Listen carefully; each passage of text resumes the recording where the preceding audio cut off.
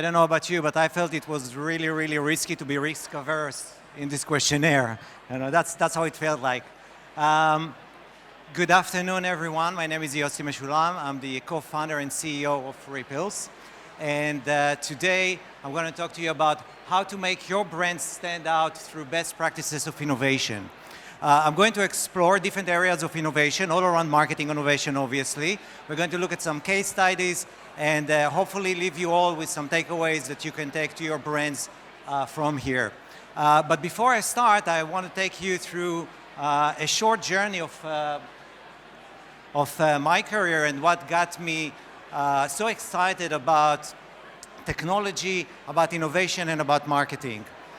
So I started my career in a startup as a young engineer, a startup called Mercury that was developing tools for developers, tools for IT management, very successful company. But unfortunately, very quickly, they figure out that I'm an engineer that can actually talk, and that killed my engineering career. And I moved to sales and marketing, something that led me through Singapore and Silicon Valley, and a really, really interesting career. But what I really want to tell you about Mercury is that Mercury was a very exciting company, but was mostly interesting to IT developers and some mid-level management. We had an amazing portfolio of products. Each one of them had a great, great, great value, but all of them together just, they didn't, nobody understood the big picture. So we went through what is called category design process, a whole strategic process of the company, and we completely reshaped the whole strategy of the company around what is the problem we are solving, who is the target audience, what's the solution, what's the long-term vision, and instead of talking about our products, we started to talk about the category. Now, the amazing thing is that suddenly we became interesting. We became interesting not just to the IT managers, but also to the CIOs, the C-level, all had some problems around spending millions of dollars without understanding where they're going to.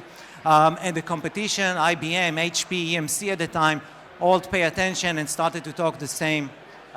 Ended up that in 2008, HP acquired the company for $4.5 billion. Now, may not seem like much today, but at the time it was the second largest acquisition that was done by HP. So there, what I actually learned is that it's not just about being with great technology, it's not just about being first in the market, you really need to know your story very, very well. With that acquisition, I found myself in HP. For the first year, I had to do my commitment to the acquisition, and was with HP Software, and then I got a call, and someone asked me if I want to join the Halo business unit. The Halo business unit of HP actually invented the category that is known as telepresence. Telepresence is those huge immersive rooms that all look the same, and then when you sit in a meeting, you actually feel like people in the other side of the world are sitting in the same room with you. Exciting technology. Today it seems obvious, but think about at the time, early 2000. And I thought, wow, I was the VP for marketing and sales for the unit. I thought, amazing. However, when I joined and I was supposed to revamp and help the business grow, it was very, very tough because HP was lagging behind. Cisco took the market with their very, very strong position in the marketing space. And then what I learned from there is that it's actually not enough to be the category, to be the first to market, and to be the category inventor. You also need to follow through with great products and continue to innovate. Then I moved back to Israel, and I met two industrial designers, brilliant industrial designer that came with the concept of putting digital content on top of beverages. Got really, really excited about it. How often in your career do you get to invent new media? And we started to develop that new media for marketing purposes. I'm going to tell you a little bit more about it later, but the thing is, with that technology, I managed to combine all of my passions for innovation, my passions for marketing, and my passion for technology. And I've been very, very lucky since then to work with brands all over the world on their challenges in getting their brands to stand out. And that's what I'm going to share with you, some of the case studies that we learned and the inspirations we have. So it could be that your brand is doing really, really a great job. you nailed everything. You have the correct audience, accurate insights, sharp strategy, the creative is great, smart media plan. You even spend a lot of money on media, though it might be that nobody is going to notice your messages. And there are a couple of reasons for that. The first and foremost is that millions of brands invest vast amount of money in order to buy media. The audience you're pitching to, they are exposed to up to 10,000 marketing messages a day. Just think about the clutter that they're going through. What happens is the level of attention, it decreases. Just think about, do you even notice today pop-ups, messages, what used to be big? Nobody's noticing those things anymore. We somehow managed to block everything around us. And the threshold for excitement rises. Consumers want to be excited. If you want to get some emotional reaction from them, you need to excite them. So in 2022, your brand's main challenge is going to be to stand out first and foremost. And in order to do that, and I would argue it's the only way to do that, is to grab the audience attention and doing it through innovation. There's no other way you can really grab the audience attention and get their mindset if you're not doing it with innovation. And that quote, which is from 50 years ago, is still relevant today. If your advertising goes unnoticed, everything else is academic, and that's what we're here to talk about. How can you use innovation in order to make your brand stand out? So we're going to do that through going into different areas of innovation. We're going to talk about how can you grab consumers' attention through product, pricing, personalization, and media. Starting with product. So some of the insights we're going to look at with the case studies here. Innovation can be in the name of the product. And again, I'm not going to talk here about product innovation. Okay, how can you build product? It's not the issue. That, of course, it's a whole issue by itself. But what we're talking about here is you have the product. How can you innovate around the product in order to grab the consumer's attention? So one way of doing it is through the name of the product. We're going to see a great example of that. Another one is through reducing information, making it more interesting, making the consumer want to explore more about your product. But what is really key to remember is whatever you do, you really have to give value to the consumer through that process. So the first case study I want to talk about is the Freshest Fresh Orange Juice brand. The fresh orange juice market sells hundreds of millions of gallons of orange juice every year. The competition is fierce. Everybody is claiming that their product is the best, and Intermarché wanted to show the freshness of their product. Now, what's the best way of showing the freshness of your product if you brand it by the hour and the exact minute that the juice was squeezed? Okay, so every minute they rebranded the product. So juice of 8:36 was produced at exactly 8:36. 8:37 was at exactly 8:37. Amazing way to highlight through the naming, to highlight the main attribute of the product. The result, by the way, of that campaign is that in 3 days, sales of that product grew by 4,600%, 25% increase in a walkthrough to the shops, and within the first 3 hours, there were 50 million media impressions of that campaign. So huge, huge, huge success. The second case study I'm going to talk about is Anything and Whatever. This is a very clever product innovation that was done in Singapore. Basically, two drinks. One is called Anything, the other one is called Whatever, inspired by the question, what would you like to drink? Anything or whatever. So one is carbonated, the other one is non-carbonated. The thing is, you have no idea what you're going to get inside. So each can had potentially 6 different flavors. The only way for you to know what it is, you had to open it and drink it. Okay? Amazing, amazing marketing. Great success. They sold in the first month 3.5 million cans in a Singapore market, which is 4.5 million people. They expected only 2 million cans to be sold. So far exceeded their expectations. The thing is, after 2 years, the product died. People want back their original product. The product may not be good enough. By the way, there is a lot of data online about what actually happened there and why they disappeared, even saying that someone paid them to stop doing it. I really don't know. You're welcome to go and check that up. But what can we learn from these two examples? So, first and foremost, the product is more important than the innovation. If you're only doing it for the marketing, it's not going to be sustainable. The product has to remain excellent, and if the innovation is related to the core of the product, you can run it forever. The next area of innovation we're going to talk about is pricing. And here we're going to talk about two different cases again. Very interesting one. If you really want to get, and this is true, by the way, not only for pricing, it's for everything you do. If you really want to get the consumer's attention, touch an area that is hot, something that people are talking about, and hijack the subject. Hijack the subject to yourself. Okay, we're going to see a great example of that.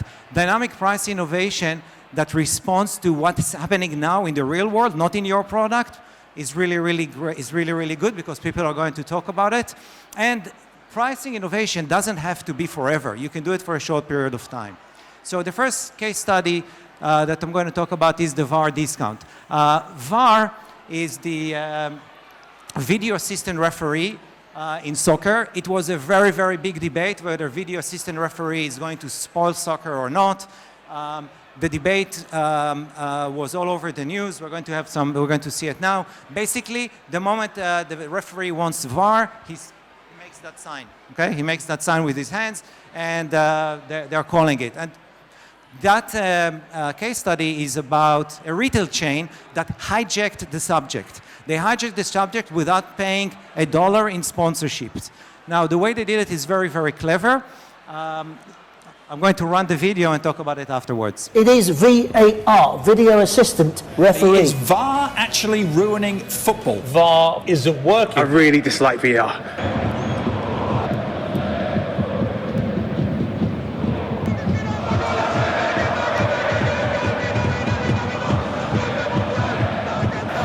Says more than any words can do at this time.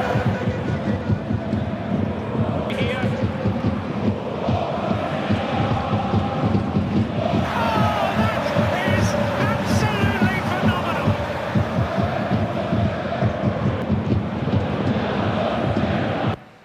So, very clever way of hijacking the discussion, the daily discussion.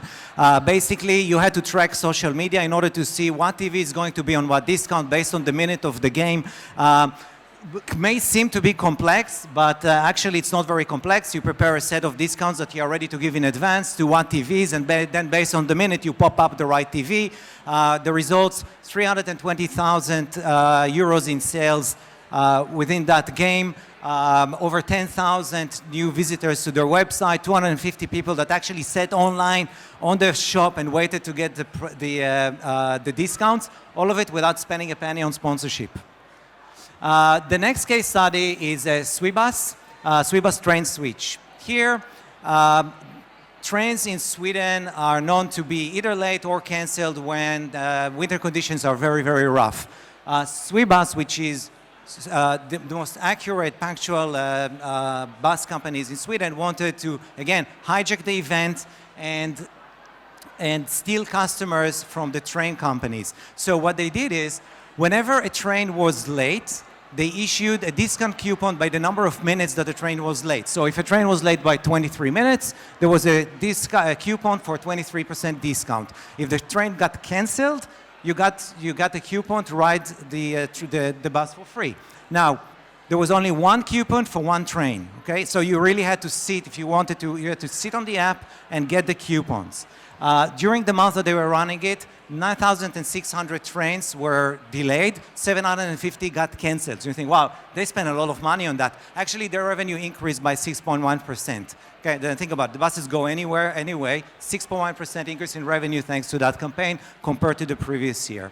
So what we can learn from that is that things don't have to be complex. Even if you do a pricing scheme, discounting scheme, doesn't have to be complex. You can do things very simple. Innovation that is related to brand values will create longer value for the customer. The next one is personalization. And here we're going to talk about personal experiences. One is experiences that allow consumers to find the right product for them. Another one is a full customization experience of the product itself. So the first one is, what's your whiskey? And this is an experience that was created by Diageo. Whiskey is a very complex product, a lot of different flavors, a lot of ranges, and you really need to be a whiskey expert to understand all the lingo around it. What Diageo did is they created this experience that with very simple 11 questions, asking you day-to-day questions, not something of an expert, like, do you like fresh rosemary? And the way you answer it, and it's very engaging process, they will figure out and recommend to you what is your whiskey profile, what would you enjoy drinking. So great personalization. And this is how the profile looks like, and at the end you get recommendation and of course where you can buy your whiskey. So something that can take you a very, very long time, a lot of bottles of whiskey to figure out by yourself. The AI engine does it for you really nicely. The next one is Nike Zoom Freak 3, which is this is the next level of customization that allows you to completely personalize your product. So with that, you can go in and basically the millions of combinations out there of shoes that you can create. That website allows you to completely personalize and make the product yours. Now, the big advantage of making the product yours is once it's yours, you're engaging with the brand, you're going to share it, you're going to talk about it. And that's a huge advantage of personalization. So it allows the engagement with the brand. It allows, it's very, very interesting because it's new, it's personal, and you can, consumers that express themselves will also publish what they did. The last area I'm going to talk about is media. And media is, if you think about media, that's the most shareable area because media is visual. So if you want to get organic social media, you want to have brand ambassador, organic brand ambassadors, media is a great way for innovation. You can either create a media or change a media to your advantage. If you surprise and delight your consumers, they will enjoy sharing your brand and what you did for them. So the first example, right from here, Sky UK, their story is about really, really fast internet, so fast that it's tearing out signage. Really, really nice partnership with the Minions. Definitely you can, oops, I need to really fast forward, huh? Okay. So you can see the smart usage of media that they're doing, definitely something that is grabbing consumers' attention. And the next one is Ripples. Full disclosure, I'm the CEO of the company. This is a campaign we did with Guinness. It's actually running now for 4 years. We started at the Guinness Storehouse, very, very successful, called the Stouty, which is putting your selfie on a stout. And we're going to see this short video.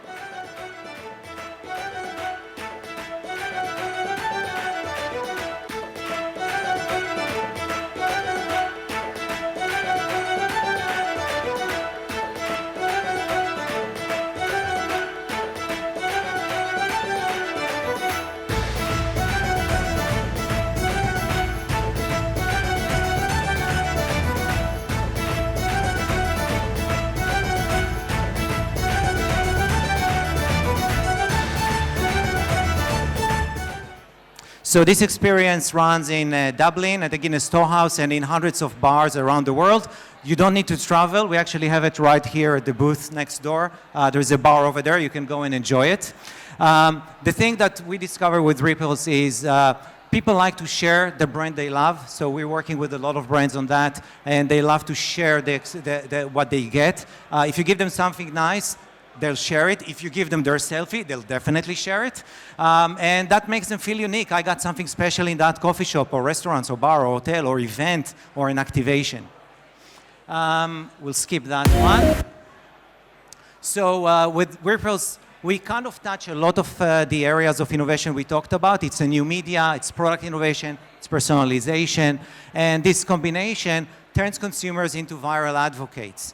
Okay, when we put all of that together, consumers turn into viral advocate, increasing sales, increasing organic social media, and that's what we do. Now, if you going over what's really important when it comes to new media. New media is great to grab consumers' attention because it's something new. They want to engage with it. It's a great way to grab the consumer attention if it's connected to your product, connected to your brand. And when we work with customers, we make sure that it will be connected, even if they're not a beverage company. It's even better because then you have the same, you're sharing the same values. And an external personal experience always encourage sharing, and that's really, really key. So with that, I wish you success in using innovation to make your brand stand out. And am I going to be executed now? Is it good? I'm still good? Okay. Thank you very much. Thanks. Thanks, Yossi.